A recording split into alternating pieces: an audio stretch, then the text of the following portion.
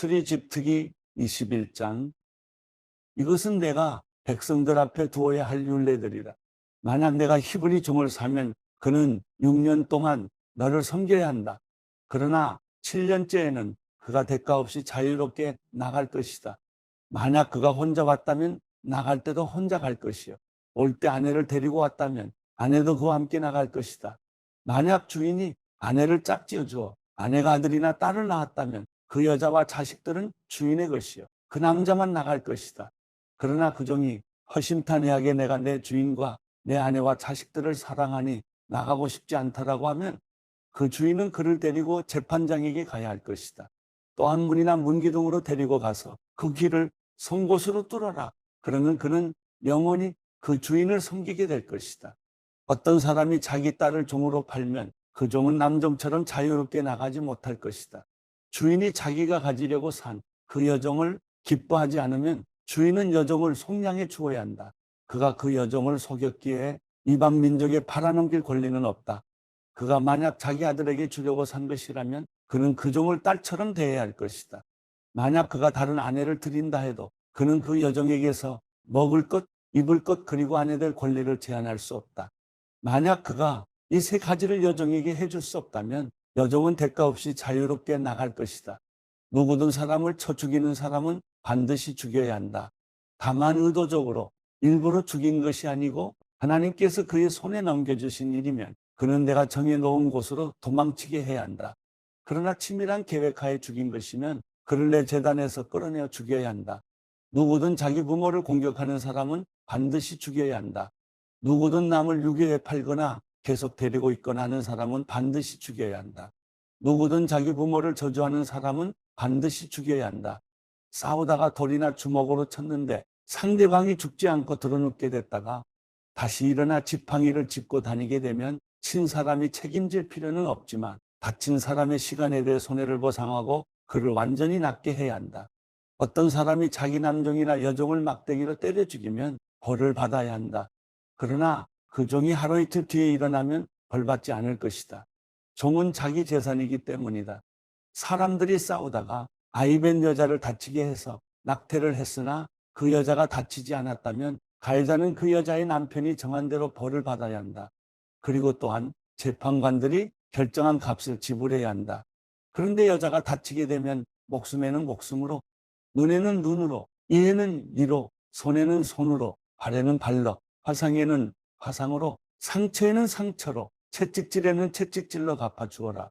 남종이나 여종의 눈을 쳐서 실명하게 되면 그 눈에 대한 보상으로 종을 놓아주어야 한다.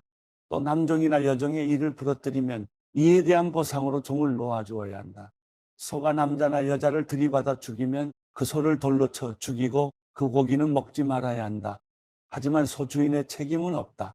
그러나 그 소가 들이받는 버릇이 있는데 주인이 경고를 받고서도 우리에 가두지 않아 남자나 여자를 죽인 것이라면 그 소를 돌로 쳐 죽이고 주인도 역시 죽여야 한다. 그러나 그에게 배상금을 요구하면 요구하는 배상금을 지불하고 자기 목숨을 구속할 수 있다. 소가 아들이나 딸을 들이받았을 때도 이 율례는 적용된다. 소가 남종이나 여종을 들이받은 경우에는 소 주인이 그 종의 주인에게 은 30세겔을 지불해야 하고 소는 돌로 쳐 죽여야 한다.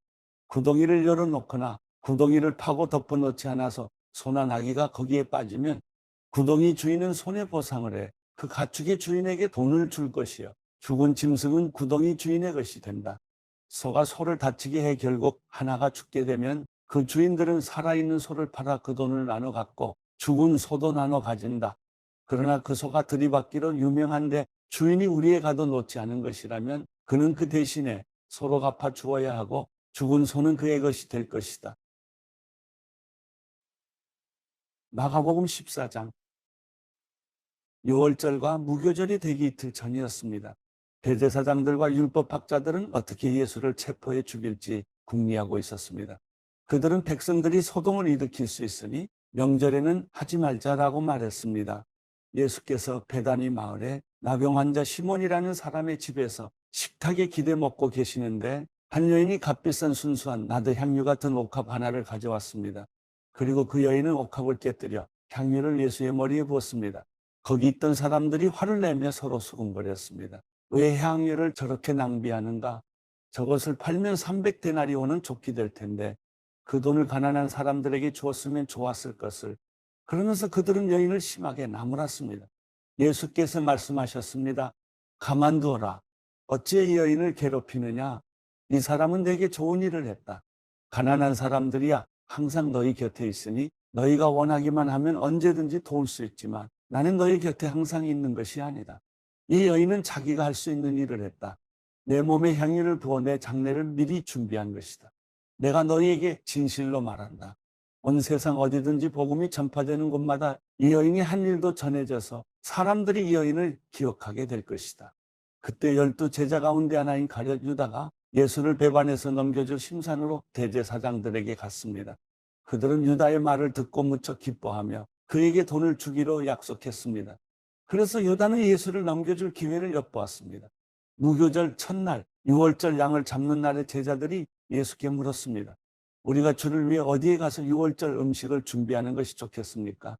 그러자 예수께서 제자 2사람을 보내시며 말씀하셨습니다. 성 안으로 들어가면 물동이를 메고 가는 사람을 만날 것이다. 그를 따라가거라. 그가 어디로 들어가든지 그 집주인에게 선생님께서 제자들과 함께 6월절 음식 먹을 방이 어디냐고 물으십니다라고 말하라. 그가 잘 마련해 놓은 넓은 다락방을 보여줄 것이다. 거기에다 우리를 위해 음식을 준비해두라. 제자들이 떠나 성 안으로 들어가 보니 모든 것이 예수께서 말씀하신 그대로였습니다. 그리하여 그들은 6월절을 준비했습니다. 그날 저녁이 되자 예수께서 12 제자들과 함께 그 집에 도착하셨습니다. 함께 식탁에 기대어 음식을 나누는 동안 예수께서 말씀하셨습니다. 내가 너희에게 진실로 말한다.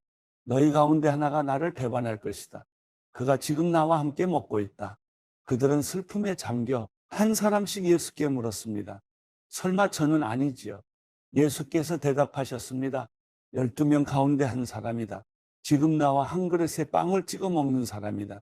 인자는 자신에 대해 성경에 기록된 대로 가겠지만 인자를 배반하는 그 사람에게는 화가 있을 것이다. 그는 차라리 이 세상에 태어나지 않았더라면 좋았을 것이다. 그들이 음식을 먹고 있는데 예수께서 빵을 들고 감사 기도를 드리신 후 떼어 제자들에게 나눠주며 말씀하셨습니다. 이것을 받으라. 이것은 내 몸이다. 그러고 나서 예수께서는 잔을 들고 감사 기도를 드리신 후 제자들에게 주셨습니다. 그러자 그들 모두 받아 마셨습니다. 예수께서 그들에게 말씀하셨습니다. 이것은 많은 사람을 위해 흘리는 내 피, 곧 언약의 피다. 내가 너희에게 진실로 말한다. 내가 하나님 나라에서 새 포도주를 마시는 그날까지 포도나무에서 난 것을 다시는 마시지 않을 것이다. 그들은 찬송을 부른 뒤 올리브 산으로 향했습니다. 예수께서 그들에게 말씀하셨습니다. 너희는 모두 나를 버릴 것이다. 성경에 이렇게 기록되어 있다. 내가 목자를 치린 양 떼가 흩어질 것이다. 그러나 내가 살아난 후에 너희보다 앞서 갈릴리로 갈 것이다. 베드로가 장담하며 말했습니다. 모든 사람이 주를 저버린다 해도 저는 그렇게 하지 않을 것입니다. 예수께서 대답하셨습니다. 내가 내게 진실로 말한다. 오늘 밤 닭이 2번 울기 전에 내가 나를 모른다고 3번 부인할 것이다. 그러나 베드로는 힘주어 말했습니다. 주와 함께 죽을지언정 결코 주를 모른다고 하지 않을 것입니다. 다른 모든 제자들도 같은 말을 했습니다. 그들은 겟세마네라는 곳으로 갔습니다. 예수께서 제자들에게 내가 기도하는 동안 여기 앉아 있으라 하시고 베드로와 야고보와 요한만 따로 데리고 가셨습니다. 그리고 매우 근심에 잠겨 괴로워하셨습니다. 예수께서 그들에게 말씀하셨습니다. 내 마음이 너무 괴로워 죽을 지경이다. 너희는 여기 머물러 깨어 있으라. 예수께서는 조금 떨어진 곳으로 가셔서 땅에 엎드려 할 수만 있다면 그 순간이 그냥 지나가게 해주십사 기도하셨습니다. 예수께서 말씀하셨습니다. 아버지여, 아버지께는 모든 일이 가능하시니 이 잔을 내게서 거두어 주십시오. 그러나 내 뜻대로 하지 마시고 아버지의 뜻대로 하십시오. 그러고 나서 제자들에게 돌아와 보시니 그들은 자고 있었습니다. 예수께서 베드로에게 말씀하셨습니다. 시몬아, 자고 있느냐? 내가 1시간도 깨어있지 못하겠느냐? 시험에 들지 않도록 깨어서 기도하여라. 마음은 간절한데 육신이 약하구나. 예수께서는 다시 한번 가셔서 똑같은 말씀으로 기도하셨습니다. 그러고는 다시 오셔서 보시니 그들은 또 잠이 들어 있었습니다. 제자들이 너무 졸려 눈을 뜰 수 없었던 것입니다. 그들은 예수께 무슨 말을 해야 좋을지 몰랐습니다. 예수께서 세 번째 그들에게 돌아오셔서 말씀하셨습니다. 아직도 졸며 쉬고 있느냐? 이제 됐다. 때가 왔구나. 보라, 인자가 배반당해 죄인들의 손에 넘겨지게 됐다. 일어나라, 가자. 저기 나를 배반할 자가 오고 있다. 예수께서 아직 말씀하고 계시는데 12 제자 가운데 하나인 유다가 나타났습니다. 그 곁에는 칼과 몽둥이로 무장한 사람들이 함께 있었습니다. 그들은 대제사장들과 율법학자들과 장로들이 보낸 사람들이었습니다. 예수를 넘겨주는 사람이 그들과 신호를 미리 정했습니다.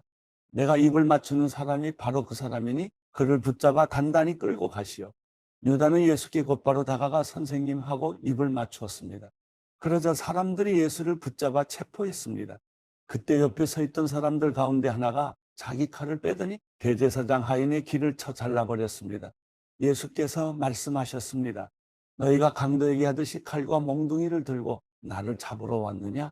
내가 날마다 너희와 함께 있으면서 성전에서 가르칠 때에는 너희가 나를 잡지 않았다. 그러나 이것은 성경을 이루려고 하는 것이다. 제자들은 모두 예수를 버리고 달아났습니다. 그런데 한 청년이 맨몸에 베옷 이불을 두르고 예수를 따라가고 있었습니다. 사람들이 그를 붙잡자 그는 헛이불을 버리고 벌거벗은 채 달아나 버렸습니다. 그들은 예수를 끌고 대제사장에게로 갔습니다. 대제사장들과 장로들과 율법학자들이 모두 모여들었습니다. 베드로는 멀찌감치 떨어져 예수를 따라가 대제사장 집들에까지 들어갔습니다. 거기서 그는 경비병들 틈에 앉아 불을 쬐고 있었습니다. 대제사장들과 온 공회가 예수를 죽이려고 증거를 찾았지만 아무런 증거도 나오지 않았습니다. 많은 사람들이 예수에 대해 거짓 증거를 댔지만 그들의 증언이 서로 맞지 않았습니다. 그러자 몇몇 사람들이 일어나 예수에 대해 이렇게 거짓으로 증언했습니다. 우리는 저 사람이 내가 손으로 지은 이 성전을 헐고 손으로 짓지 않은 다른 성전을 3일 만에 세우겠다고 하는 소리를 들었습니다. 그러나 이 사람들이 한 증언도 서로 맞지 않았습니다. 그러자 대제사장이 그들 앞에 서서 예수께 물었습니다. 아무 대답도 안 할 작정이냐? 이 사람들이 너에 대해 이렇게 불리한 진술을 하고 있지 않느냐? 예수께서는 묵묵히 아무런 대답도 하지 않으셨습니다. 대제사장이 다시 물었습니다. 내가 찬송받으실 하나님의 아들 그리스도냐? 예수께서 대답하셨습니다. 내가 바로 그다.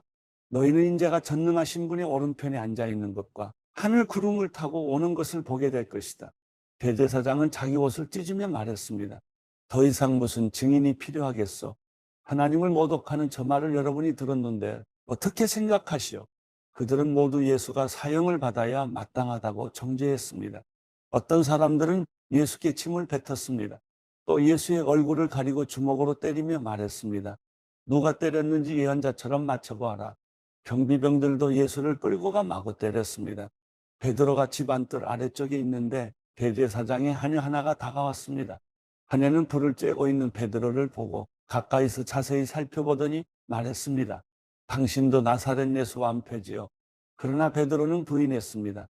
내가 지금 무슨 말을 하는지 나는 알지도 못하고 깨닫지도 못하겠다. 그리고 베드로는 문 밖으로 나갔습니다. 그 하녀가 거기서 베드로를 보고 둘러서 있던 사람들에게 다시 말했습니다. 이 사람도 저들과 한패해요. 베드로는 다시 부인했습니다. 조금 있다가 옆에 서 있던 사람들이 베드로에게 말했습니다. 너도 분명 저들과 한패가 틀림없어. 갈릴리 사람이잖아. 그러나 베드로는 조조하고 맹세하며 말했습니다. 나는 당신들이 말하는 그 사람이 누군지 알지 못하고 바로 그때 달기 두 번째 울었습니다. 그러자 베드로는 달기 두 번 울기 전에 내가 나를 세 번 모른다고 할 것이다 라고 하신 예수의 말씀이 생각나 엎드러져 울었습니다.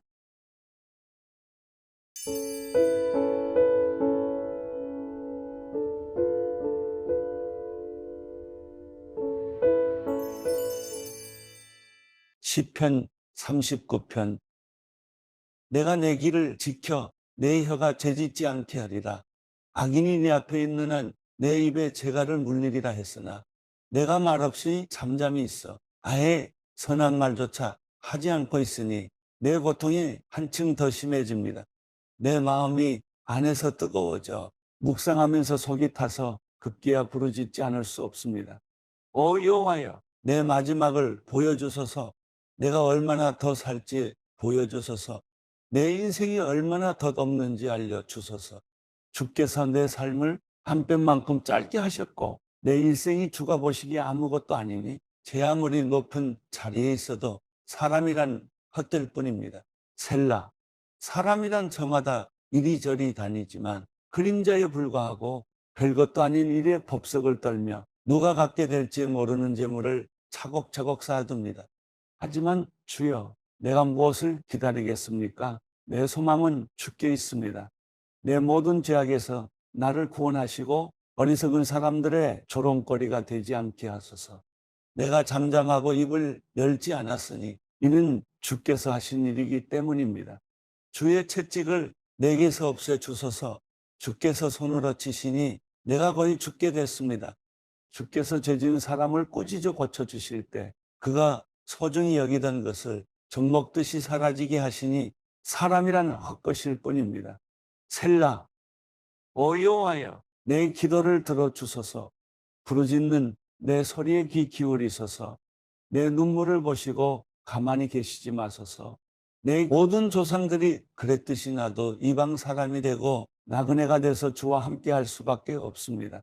내게 눈길을 돌려 주소서. 그래서 내가 떠나 없어지기 전에 내 기력을 되찾게 해 주소서.